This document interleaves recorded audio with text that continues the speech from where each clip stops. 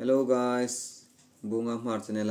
kalom lu cheiu chun hi channel hi ila subscribe no ni chun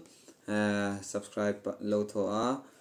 like ai khom tho ding le notification hatin ola si dingin kongin sa bok chewani boisuna kong langna san tak chu Keini Bethel I local church chun Biekin bawlna dingin one day mess kan hai buitsai tuma chu lein hi mess a hin clear to hai hung thang seng dingin kan hung fiel chewa lei suk langai ti one day mess in aid of church building construction Bethel I local item bongsa boksa arsa amun ICI compound ahun tarik paku thlasom phani sang ni le som ni pani time dar ni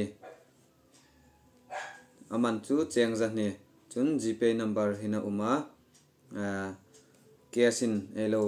pek theino ani khomin gp in pek the ni chun description a hin gp number he sing kata einu mani pho chun e tho the jing ani ing tik lai khom e tho the jing ani ti chu ela jok rul no sin la chun comment a khan e thang e tho jan ding kha thongjik sa in la thaleng ate ole khachen khan hun sin la clear to hai po hi me sim mi hung kil pui sang dingin kan feel tak zet chewa in rengin kon hangin hoi ro le